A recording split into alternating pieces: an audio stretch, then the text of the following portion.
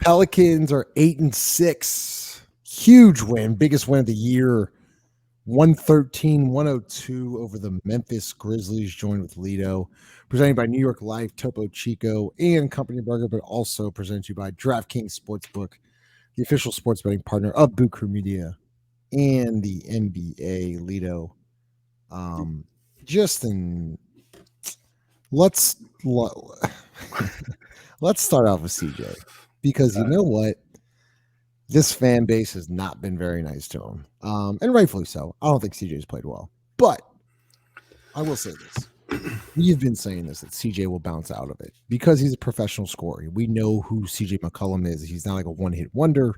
He's done this for 12 years at a very high level. Tonight goes 11-23 from the field, 30 points, 9 assists.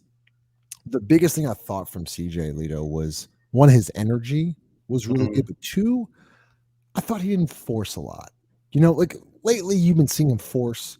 I thought tonight he picked his spots, he picked his matchups, and he looked smooth tonight. The ball's coming out of his hand very nicely. He looked confident, and I think that goes a long way, especially in anything you do, not even life but sports.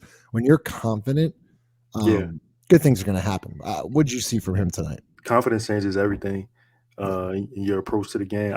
Tonight, I felt like the coaching staff did a good job of helping him out. They understand he was in a shooting slump. They put him in multiple actions. He got a lot of clean, open looks where he didn't have to create the shot himself. The other thing I noticed that the coaching staff didn't give him an opportunity to take the step back threes, right? Yes. Because the shots were calculated. The other thing, he only had he had 9 assists, and he was just passing the ball very well. Like, he had a lot of entry passes. Like, he had a lot of passes once he got into the lane to Larry or whoever else. But let me say you this: my favorite part of the game tonight, CJ had an open look in the corner. He saw Herb. Herb was struggling. He passed the ball to Herb. That was so big to me. Herb hit the three, right? Right Yeah, wing. yeah. He was the thing with Herb. A lot of people point to his 3-point percentage. I don't care. When he hits 3-pointers, it's a very good thing for this team. He does a lot of other things well. I noticed tonight, like, I'm glad you pointed that out, because that is such a big trust thing. You have Herb Jones, a sophomore, going through a slump. Something maybe he faced in college. I don't know. But you can tell he's down on himself. He's not the same Herb. But to see a veteran like CJ McCollum, who plays at an all-star level, been in some of the biggest games, in the NBA, to trust you like that means a lot. And I'm glad you brought that up, because that's huge for a young kid like Herb to get that trust from CJ, who's a veteran.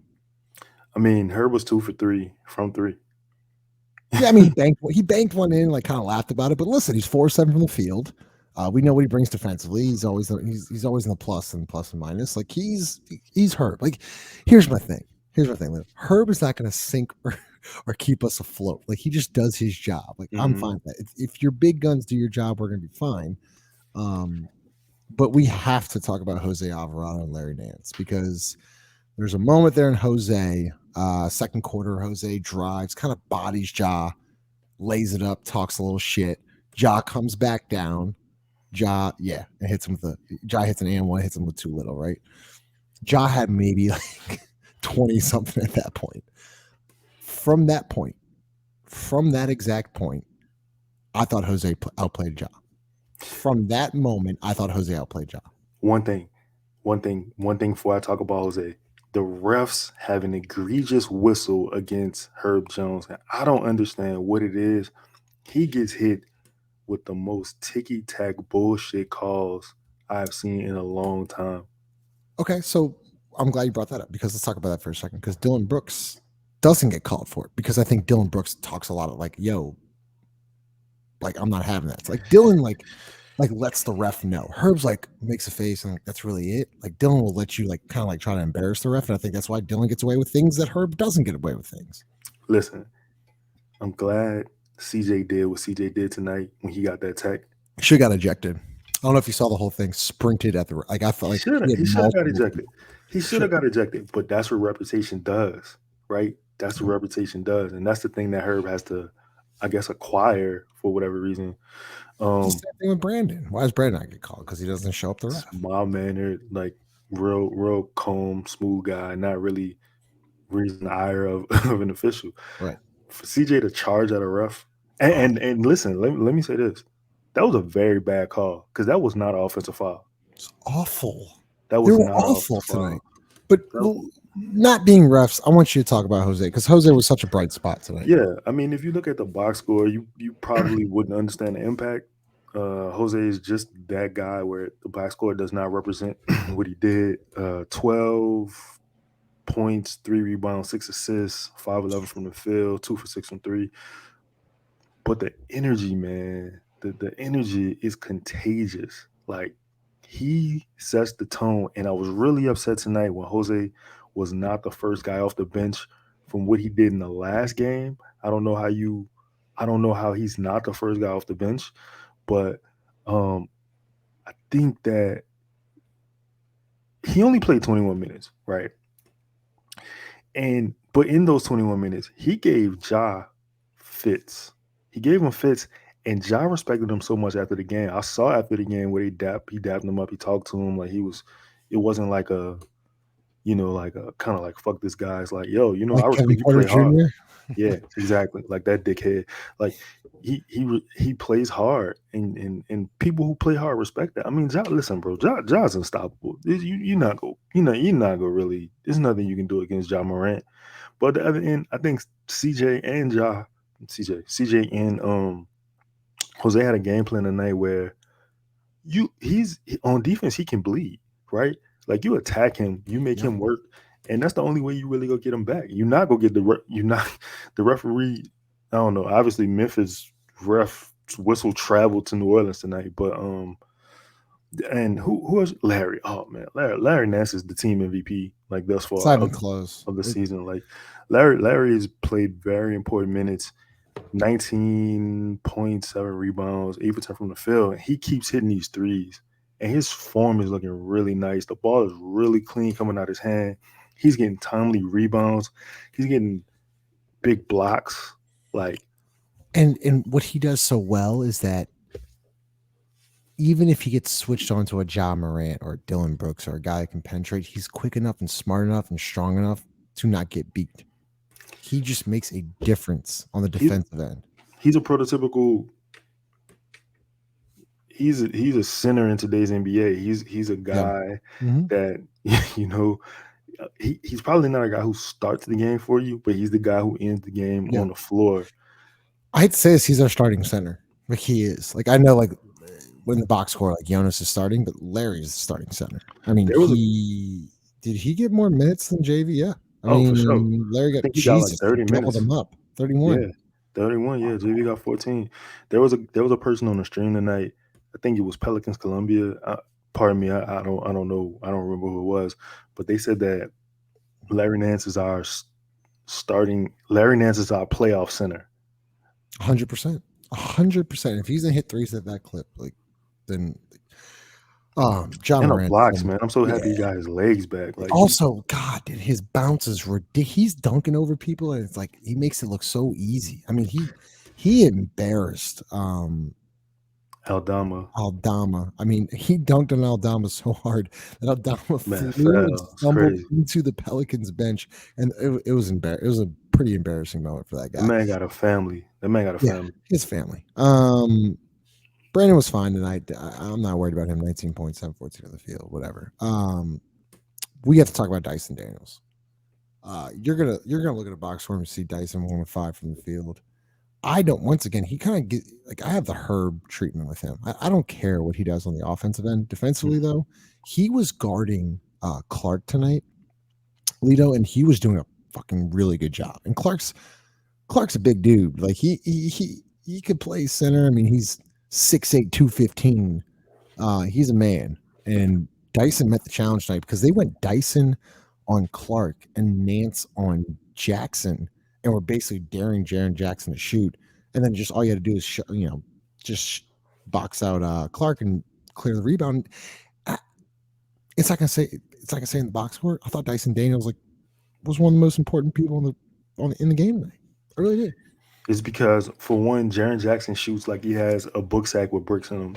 It's awful. It's a terrible, terrible shot. I'm letting him shoot that anytime he wants it. The most important stat in the box score to me for Dyson is 17 minutes. Finally, He had 9 rebounds, but the 17 minutes, like those were big minutes. Like he came in the game, he made really good decisions. He took the three when it was open. He attempted more shots. They didn't go in. Who gives a shit? I don't care. So he had the heart to shoot them. He played great defense. And you were talking about Brandon Clark. Just goes to show Dyson's IQ. He knows the type of player Brandon Clark is. He know what he does well, and he knew where to not let him get to. He just wants to turn over his shoulder and shoot that one hand floater over him. Right? That's Brandon Clark's move. He's not like a technician underneath the rim. He doesn't have great footwork. He's an athlete. Brandon Clark's actually a guy who Jack should aspire to be. That's a really good point. That's a really good point there. I actually really like that point. I mean, but Dyson just changes your entire philosophy and game plan. You can switch 1 through 5. He's smart. He can bring up the floor. I think he has a nice shot. Is it going in right now? No, but he's 19. He's gonna figure it out. And he works with Vincent every day. He has a high IQ. He understands angles. He's long as shit. He's strong. Right.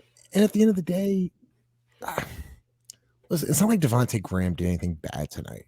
And I'm not trying to hammer the kid.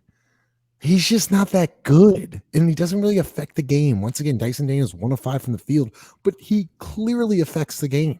He affects the game so much that you have to game plan for him. Like he's another just defender out there that is just a problem. And when you surround him with CJ and Brandon and Larry and Jose, that's a tough ass lineup because he had at one point tonight it was Dyson, Larry, CJ, Brandon, and Jose. Was that right? Yeah. They switch 1 through 5. The thing about the Devontae Graham minutes is that it's not that I don't want him to get minutes because I do believe going into the latter parts of the season, a shooter they're invaluable. You need people, especially coming off the bench, who can shoot the ball. The problem though is that when he's not making his shots, you need him to contribute some other way. Now, what way is that? Is that there is, and I'm not. There's just no other way, Alito. That's the answer. There's no. He's not a very good defender. He's undersized. He can't take you off the dribble. He doesn't really create space. Doesn't create his own shot. I mean, list goes on and on. I'm not. Once again, I'm not trying. No, I feel you. No, and that's just the point. fact. That's the point I was getting to. So enter Dyson Daniels, right? So like if Dyson isn't shooting the ball well, what can he do? He can play defense. He can grab rebounds. He's a guy who can facilitate. Good passer. He's a good passer. He can take the ball off the rim, go coast to coast. He can initiate, create offense, get other people looks. And he's long. He gives you just a different set of like depth on the floor. Other than I just really don't like seeing CJ and Devontae play together. They did it for like 2 minutes in the maybe third or fourth quarter. I was like, get it out. Like just get this off because it doesn't work. It's bad. Yeah, it's bad. Once again, presented to you by Company Burger, located 4600 Ferret Street. Closing thoughts here. Let's get into Coach Green because everyone loves to, when the team's playing shitty, and the Saints are going through it right now. The team's playing shitty, and the offense isn't this, and the defense isn't that. It's so easy to blame the coach, right? It's so easy to blame the coach. It's Willie Green's fault, and blah blah blah. But when shit is going right, it's all the players. It's the players doing it. Blah blah. No. Once again, tonight, Willie Green, I thought was fantastic. I thought he adjusted very well. Herb Jones got 2 quick fouls. He adjusted one with Najee. It kind of fucked up the flow. You saw JV play a little bit more. He threw out a lineup there tonight that has never been on the floor, and it was very successful. And you have to give him his props. Once again, he ran a lot of action for CJ McCollum. Even Trey Murphy got a lot of open looks tonight. Brandon Ingram was being face guarded the entire night. Doesn't matter. They still put up 113 points. I mean, Dylan Brooks was all over him, and it still didn't affect them. And I thought Willie Green was really good tonight, especially out of ATOs. I thought his lineups again were really good tonight. His adjustments were really good. What'd you see from him? Yeah, man, you got to give Willie credit. He adjusted the lineup. Um, Not only the lineup, but he adjusted the game plan. He saw CJ's creation for himself wasn't there, but CJ is still a good shooter. Three level scorer, if you will, and he got him in spots where he could make either decisions for himself or other people.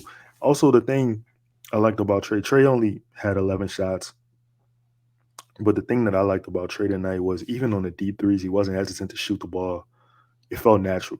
It felt like he felt like this was something that he's really confident. Is what I'm trying to say. He's really confident in those shots, and it looked good. Even like the really deep ones, like it was like, oh man, this I do this. Like this is my thing. And in the game plan, I think that they're like, he's a shooter. He's a shooter. 3 times that he showed and dribble drive. He missed the dunk and then dunked it twice. And So that's more of the things you need to see from Trey. that's all I've been asking for.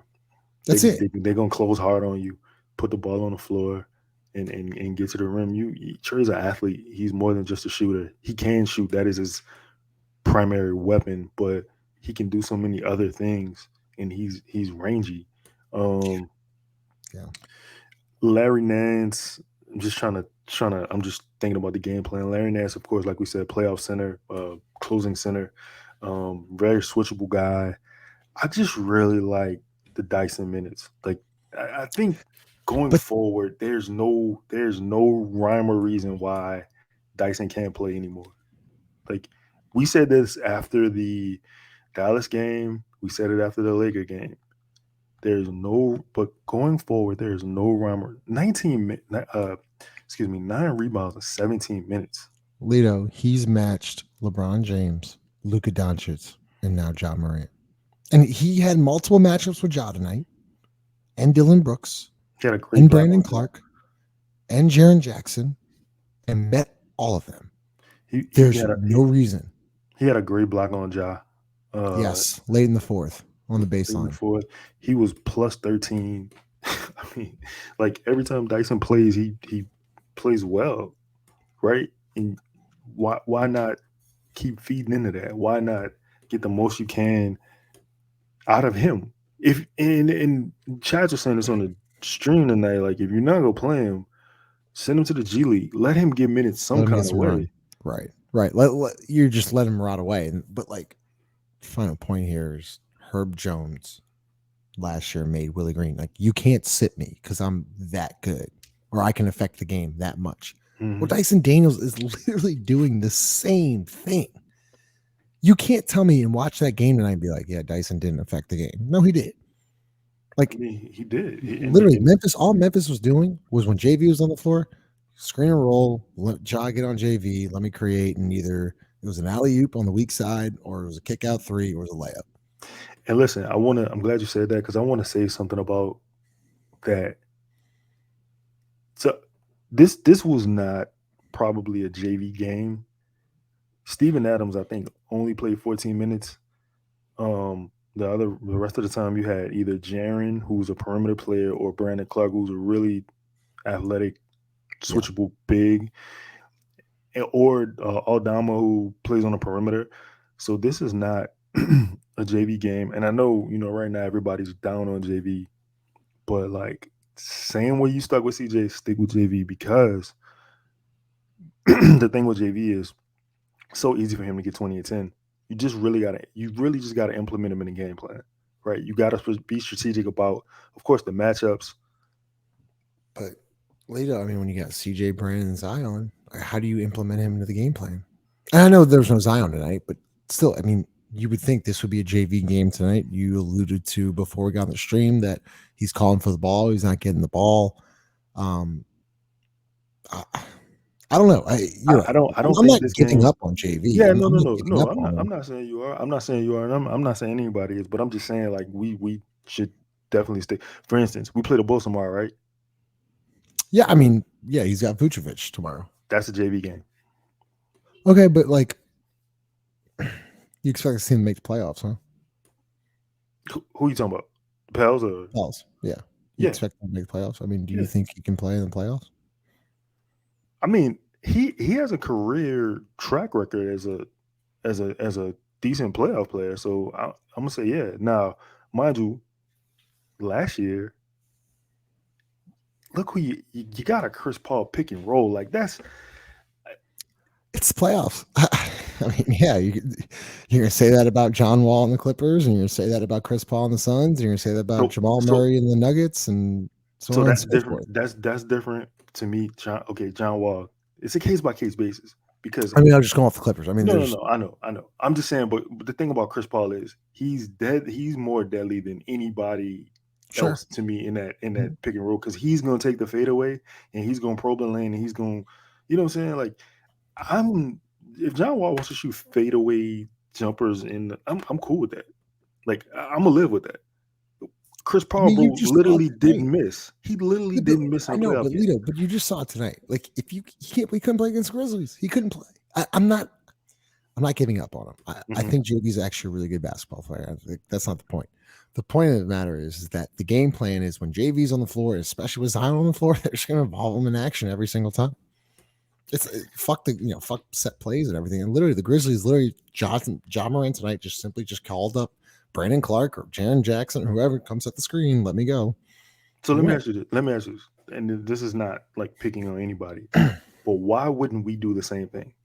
Why That's wouldn't we? a great question. I thought that but if you notice late in the game, they did that. The Pelicans tonight, they involved CJ and Brandon. They would get Ja. They would try to get Ja on the. But here's my thing: they'd try to get Ja in the action, but Dylan Brooks would just fight over the screen and get over it and not cause the switch, in First of which I all, think that we should be doing too. that was a foul every time. It was a foul, 100%. They didn't call Every, that. every time that they did not call. Secondly, listen, again, JV is a 7 foot, 260 pound man. Please get that man involved. It don't take much. You're right. No, I agree. You're right. But listen, man, when Zion's back on the floor and Brandon and CJ, if CJ's gonna be playing like this, like there's not gonna be a lot of attack. JV's gonna dominate the glass and things like that, but at the end of the day, you want the ball going through For Zion, sure, yeah, yeah, Brandon, yeah. and And look, I'm not asking for 20 and 10 from him. I'm not. I'm if he can get 15 and 10, 14 and 10, yeah, easy, easy. you know what I'm saying, 10 and But 8. you're right.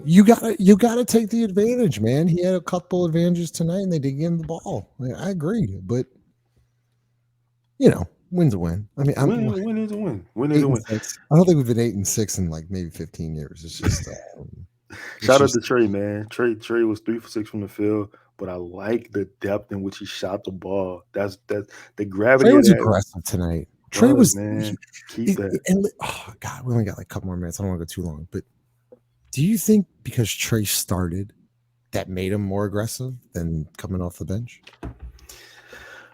Probably, but I think coming off the bench should be more to his advantage because Brandon and Zion aren't probably on the floor at the same time when Trey's in the game, right? Like it's Well, probably gonna be one or the other. Trey going into tonight knew he was the third option, or knew like, hey, heavy game playing against CJ and Brandon, I'm probably going to be open. When he comes on with Zion, I don't know. I don't know if it's a mindset. I would love to ask him that It's gotta be question. a I'd mindset love because to I ask don't give a him that fuck. question. I don't give a fuck who's on the floor. If I can shoot the ball like that, I'm whatever option I'm trying to be. Yeah, but at the end of the day, if you know that you only get a set 12, 14 minutes, maybe you're going to be gun shy. I don't know. You're right. That's a really interesting, like, he started tonight and his aggressiveness just went through the roof. When he comes But off the bench, he's been getting more than 12, 15 minutes too. He's been touching the 20s. yeah, he's got to be more aggressive. I completely agree because when he's like that, like the team, like they're hard to guard. Well, They're really the same thing you said about, you were saying JV has to be, he's in demand the ball. Like, yo, I'm a shooter. Give me the fucking ball. yeah. No, I agree. Easier said than done. I agree, but I think Trey Murphy shooting 6 times tonight from deep five. I mean, I would go on record and saying I'm this total guess, but 11 attempts from the field is probably his most on the season. You think? Maybe No, second most. I think he had one game where he was either 12 or 13. Okay. I mean, either way, he's got to get those attempts every single night. I don't care if he's starting, if he's not starting. I think we both agree with that. He can shoot the ball. He needs to be a shooter. He's a spacer. He has to shoot. But at the end of the day, you have to get him on with the right people. I think him and Jose and putting another shooter out there like CJ helps the floor. I mean, Jose is just, dude, we got him for another 3 years at like $8 million. It's ridiculous. Steph. It's a Grand Theft Alvarado. He's legitimate Grand Theft Alvarado.